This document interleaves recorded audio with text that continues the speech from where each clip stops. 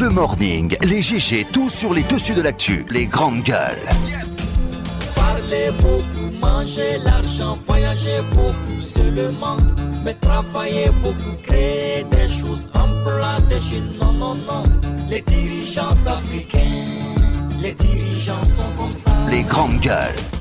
Jusqu'à tard la nuit, nous vous accompagnons dans ce studio, mesdames et messieurs, sur Espace TV.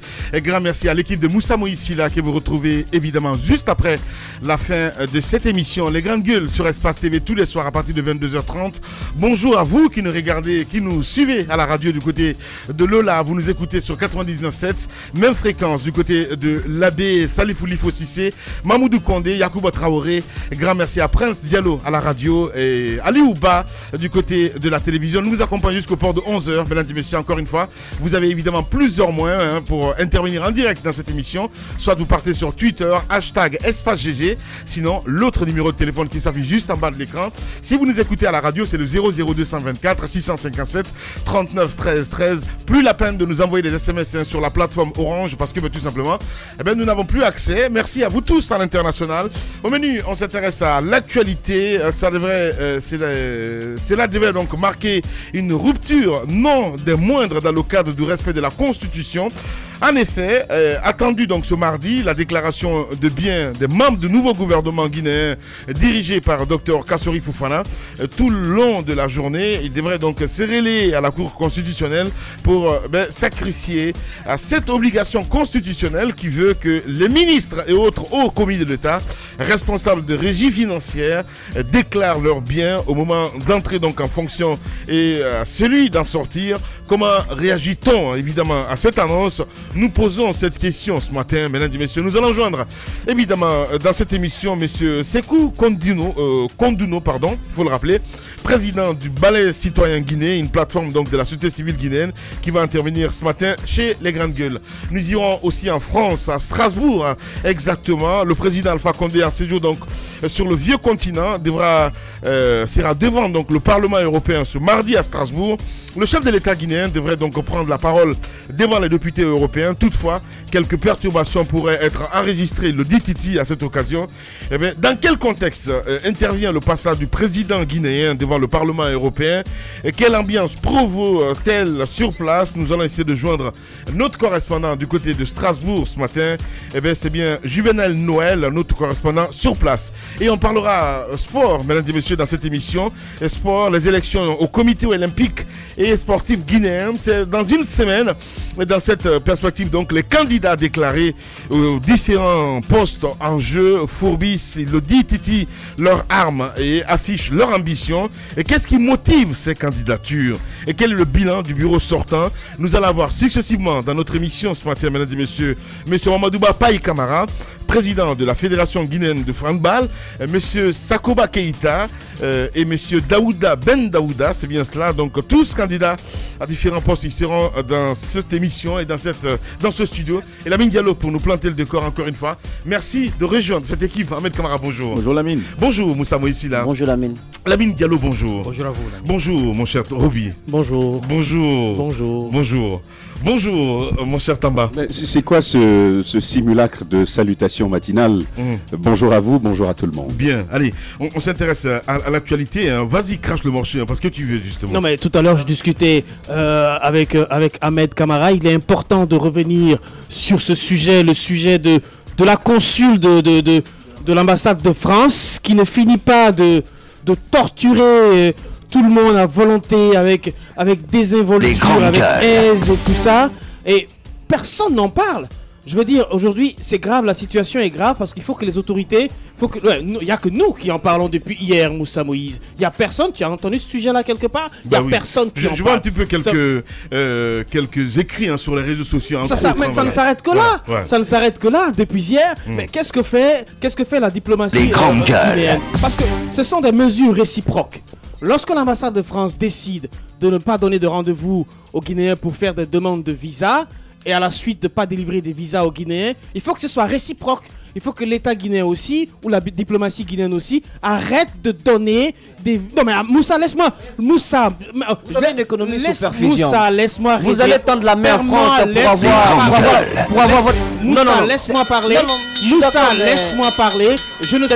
Laisse-moi parler, je ne veux pas être dans le conformisme habituel en disant que la France est puissante. Oui, le réalisme, c'est ce que je suis en train de dire. Moi, je dis encore une fois, il faut que nous-mêmes en tant qu'État africain, que nous apprenions à nous respecter. Si nous ne nous respectons pas, comment voulez-vous que les Occidentaux nous respectent?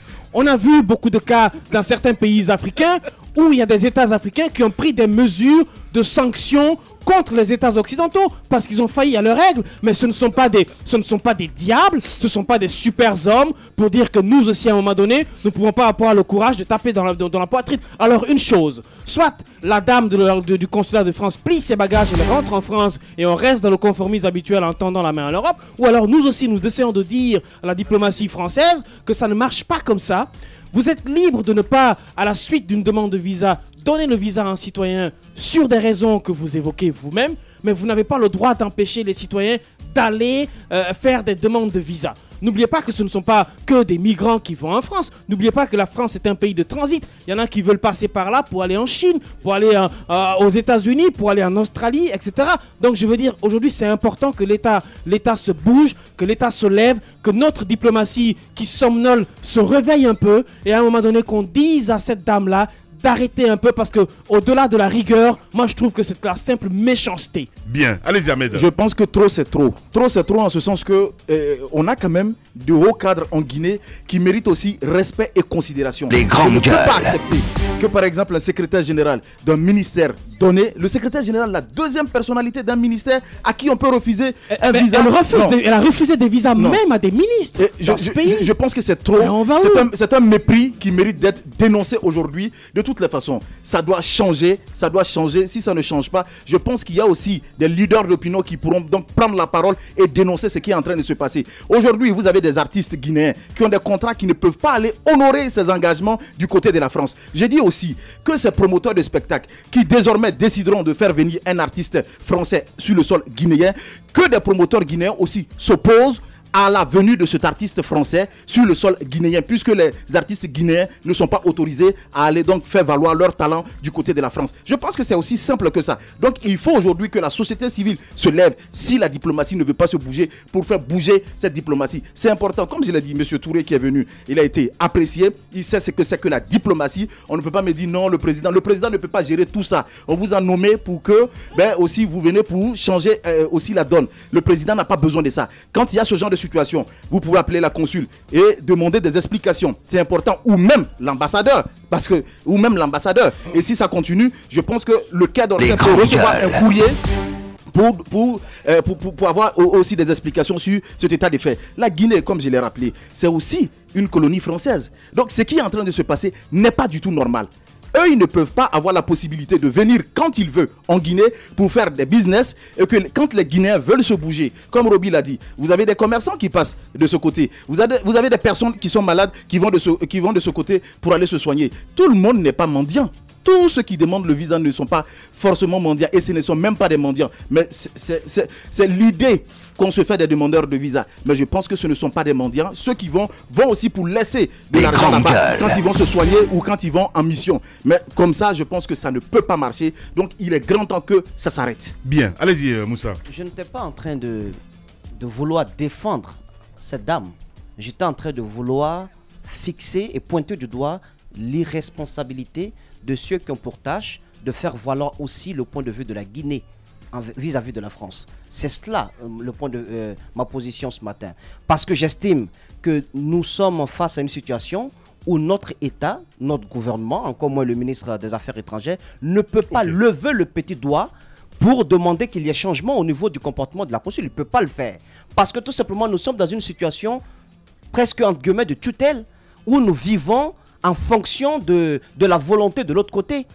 Vous avez un pays où votre économie est sous perfusion, où vous devez aller de l'autre côté pour avoir la pitance quotidienne, pour pouvoir faire vos plans de développement. On demande de couper le cordon, mais le cordon a été renforcé et il se porte assez bien de nos jours. Eh bien, vous voulez que face à une telle situation, que l'État guinéen se tape la poitrine, il ne peut pas le faire parce que tout simplement, il n'y a pas cette culture chez nous. Moi, j'estime que si on veut véritablement qu'il y ait un changement, c'est au niveau de la société civile. Ce n'est pas au niveau des gouvernants. Ils ne pourront pas le faire. Parce que tout simplement, ils sont dans de petits souliers. Regardez comme quand ils se rendent du côté de la France. Quand ils doivent aller, quand ils ont des objectifs, ils sont aspirants à gérer, à briguer la magistrature suprême. Mais ils vont tous où? Ils vont de l'autre côté. C'est pourquoi je n'aimerais pas que Ahmed Kamara rappelle ce passé lourd et assez douloureux de notre histoire en parlant de la colonisation. Non. Parce que tout simplement, je voudrais que cette idée, qu'on puisse changer cette mentalité. C'est pas parce que nous sommes une colonie française qu'on doit, une ancienne colonie française, qu'on doit nous donner forcément des visas. Le rôle aussi d'une ambassade dans un pays, c'est le prolongement de la politique intérieure du pays en question. Alors, la dame, c'est qu'elle applique. La dame, c'est qu'elle applique. Elle applique ce que l'Élysée lui dit de faire. Moi, j'estime que c'est aux Guinéens d'abord de se respecter. Quand nous allons accorder de l'importance aux Guinéens, nous-mêmes en tant que Guinéens, quand nous allons nous lever en tant que ministère des Affaires étrangères pour aller défendre nos frères qui sont en prison ailleurs, qui sont torturés ailleurs, quand nous donnerons de l'importance aux Guinéens, eh bien la France nous respectera. Voilà, on va essayer de joindre Aboubacar Titi Camara en direct ce matin chez les GG. Allez-y mon cher Tamba. Alors, la logique, Lamine Guirassy, moi je commence par dire, comme la plupart ici, que c'est une situation totalement intenable, une situation totalement insoutenable dans le contexte que nous traversons aujourd'hui. Pas mal d'artistes, pas mal de personnes malades qui ont besoin de soins à l'étranger parce qu'il faut le dire, ça fait partie des éléments de notre collaboration avec l'État français. Tout cela n'est plus possible. Il y a même des colloques pour lesquels des cadres guinéens sont bloqués. Aujourd'hui, vous aviez prévu une formation, vous avez une opportunité professionnelle importante. Vous ne pouvez pas, tout simplement, parce qu'il y a une dame qui se dit à l'ambassade qu'elle a tous les moyens, parce qu'elle part de quoi? L'ambassade est une instance autonome. Le consul se réserve le droit, d'ailleurs vous pouvez le lire sur les formulaires de demande de visa. Le formulaire va vous le dire, va vous le stipuler tout simplement. L'ambassade n'est pas obligée de vous donner le visa, même si vous le lui demandiez. Mais moi je leur dis, vous voulez refuser le visa à quelqu'un? Faites votre travail, mais sérieusement. Il ne s'agit pas de regarder la tête de quelqu'un et dire c'est un Guinéen. Et à ce titre, il ne peut plus accéder au visa. Ce n'est pas normal. Moi, je dis, Lamine Guirassy, deux options. La première a déjà été évoquée. C'est l'option de la société civile, mais des actions massives, fortes. Je ne dis pas de boycott de la France en Guinée, mais il faut des actions fortes pour dire à cette ambassade que nous sommes un peuple digne et que nous avons le droit de nous soulever. Deuxièmement... Justement. Allez, on va revenir dans un instant, mon cher Tamba. On a Aboubacar Titi Camara en direct chez les GG. Les grandes gueules. Bonjour, Titi Camara.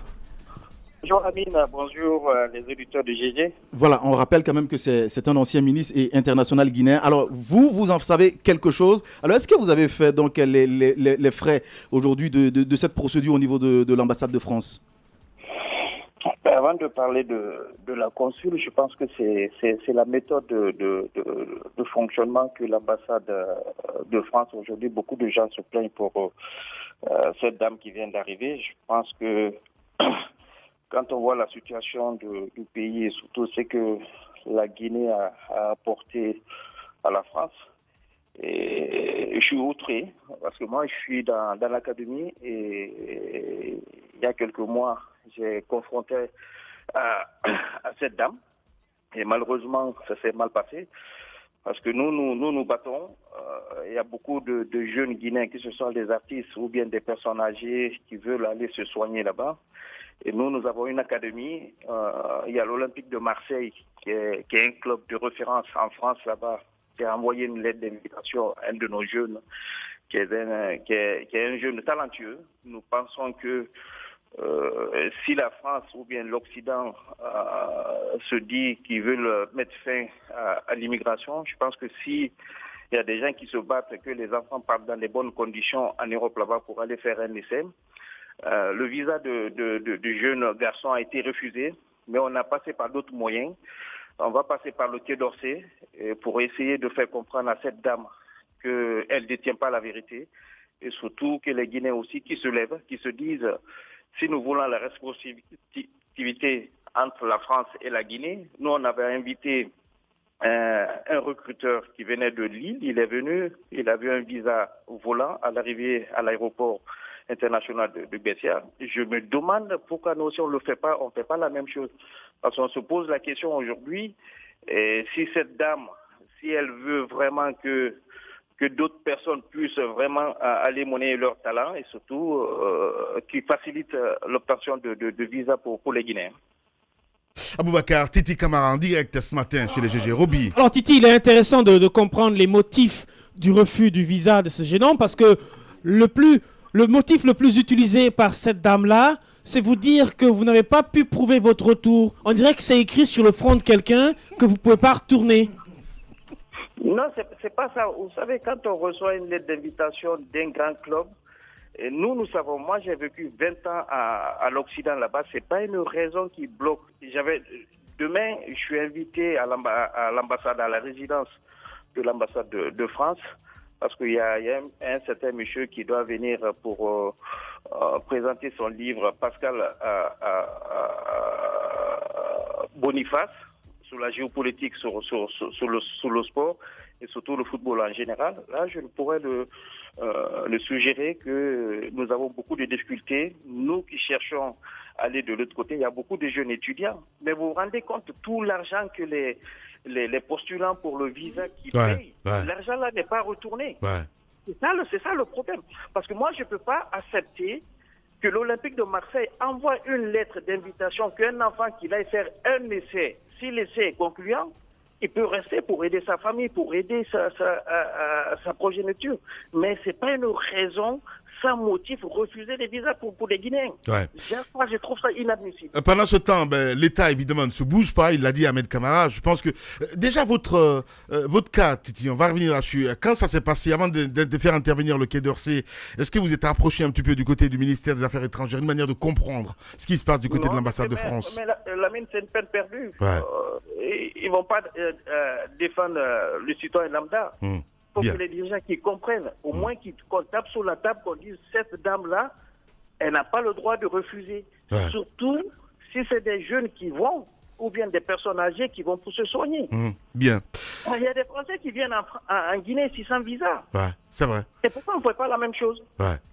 Titi Camara en direct. Merci beaucoup en tout cas, Titi, d'avoir accepté notre invitation ce matin. Ben, je vous remercie. Bonne suite d'émission.